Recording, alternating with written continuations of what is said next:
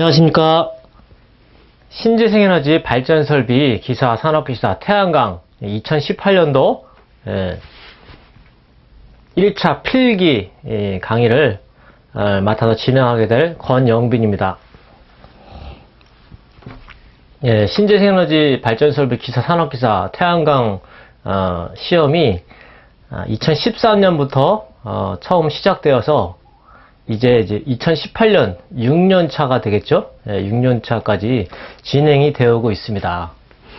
자, 그래서 여러분들이 가지고 계신 엔트미디어에서 나온 우리 교재는 그 당시에 5명이 교수님들이 모여서 편집을 진행한 상태고요. 이후에 첫 년도 이후에 둘째 년도부터는 저하고 또 다른 이제 이론을 편집하신 교수님 둘이 같이 필기, 실기, 공의 편집을 진행을 하고 있습니다. 그래서 올해 6년 차가 되었는데요.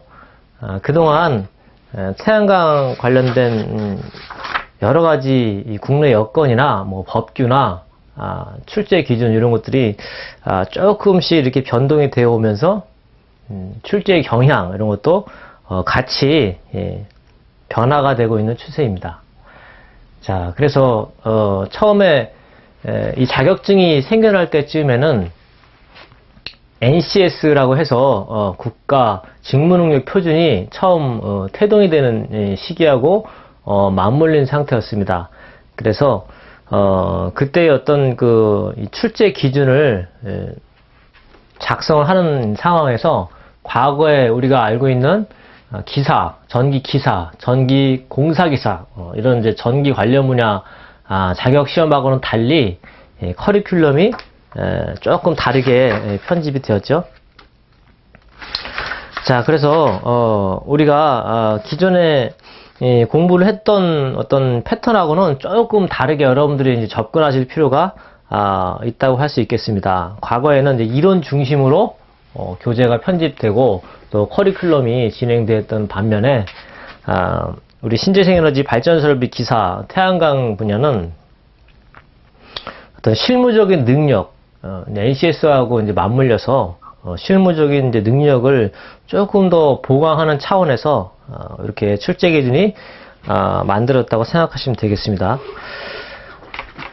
자, 그래서 여러분들은 이제 처음 태양광 기사를 준비하시는 분들 계시고, 또 업무를 하시면서 또 전기 관련 자격증을 가지고 계시면서, 또 추가로, 신재생에너지 발전설비 기사 쪽을 공부를 하시는 분들이 계시는데요. 자, 우리가 뭐 어쨌든 간에, 태양광에 관련된 분야가 전기에 속한 이제, 분야로 지금, 실제적으로는 이제 환경 쪽에 속해 있는데 출제를 들어가시는 우리 교수님들이 다 전기 쪽 교수님들이 들어가시는 상황이고요. 관련된 내용도 대부분 이제 전기적인 부분이 많습니다. 그렇다고 해서 뭐 건축이나 토목이 도외시 되느냐? 또 반드시 그렇지만은 않죠. 여러분들이 실제 업무를 진행할 때에는 토목이나 건축, 뭐 기계, 정보통신 이런 분야까지 지식을 가지고 계셔야지 원활한 업무 진행이 가능할 것 같다. 이제 이런 말씀입니다. 그래서 저희 교재는 물론 이제 자격 시험을 대비하기 위해서 거기에 초점을 맞춰서 편집을 하긴 했지만 여러분들의 실무에서 꼭 알아야 되는 기술자로서 꼭 알아야 되는 태양광 관련된 지식, 전기 관련된 지식들도 상당 부분 포함되어 있습니다.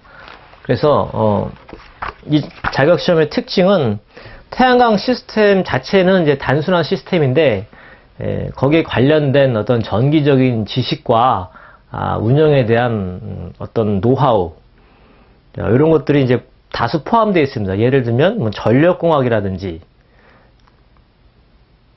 그죠? 전력공학 또는 뭐 전자공학에 대한 부분 뭐 그런 부분들 건축의 가장 기초적인 부분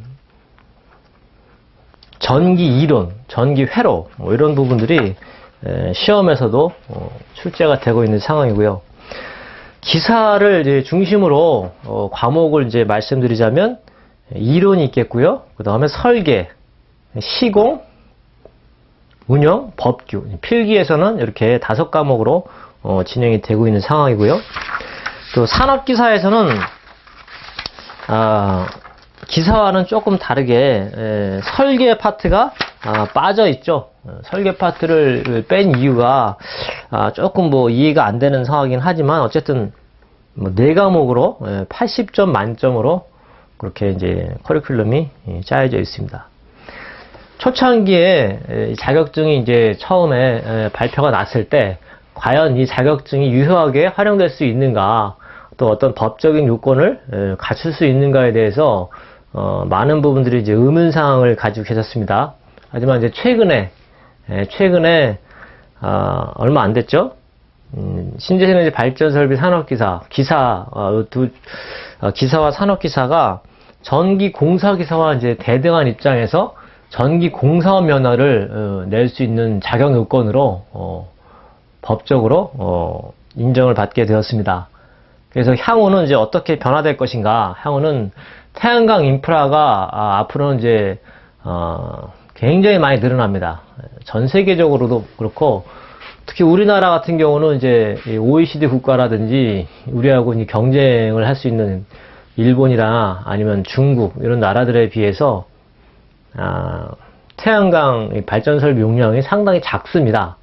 그래서 앞으로의 어떤 인프라 확충되는 규모를 볼 때 충분히 우리 신재생에너지 발전 설비 기사 태양광 자격증이 얼마든지 활용될 수 있는 분야가 많이 생길 것이라고 보고요.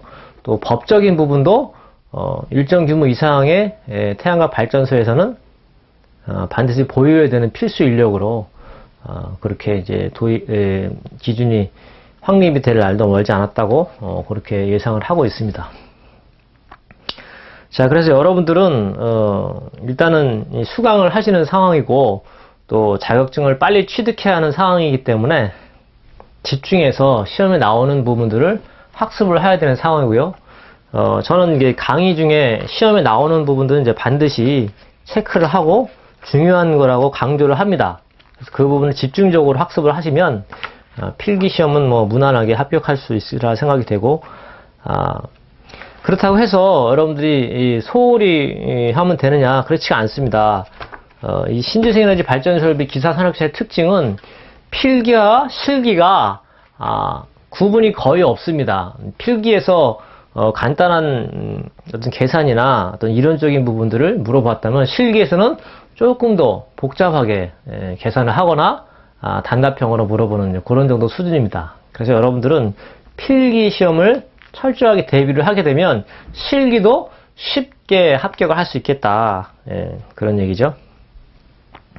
자, 그렇게 생각을 하시고, 또 공부를 이제 자격시험을 처음 보시는 분이나 공부에 익숙하지 않으신 분들, 또 오랜만에 공부하시는 분들은 계산이라든지 아니면 공부하는 습관, 패턴 이런 것들이 조금 어색할 수도 있습니다. 습관이 되지 않았기 때문에 그런 분들은 이제 저하고 같이 수강을 하시면서 공부하는 방법, 또 어떻게 이해하고 암기할 것인가, 이런 것들은 이제 차츰 익숙하게 진행해 나가면 될 것 같습니다. 자, 그래서 이번 시간은 이제 이론 시간을 이제 진행을 해야 되는데요. 본문에 이제 들어가기 앞서 우리가 이제 출제 기준이 어떻게 지금 편집이 되고 또 확정이 된 상태가 어떤 건지 한번 살펴보도록 하겠습니다. 출제 기준은 처음에 2013년도에 생긴 출제 기준이 2015년까지 적용이 됐습니다. 그래서 2016년도부터 2018년까지, 올해까지 되겠죠. 지금 이 기준 가지고 이제 시험에서 출제를 하고 있는 상황이고요. 2015년과 2015년 처음에 나왔던 출제 기준과 지금의 출제 기준은 거의 같습니다. 다른 점이 이제 법규 쪽에서 조금 뭐 빠진 부분이 있다, 뭐 그런 정도지, 실제적으로는 뭐 거의 같은 상황이고요.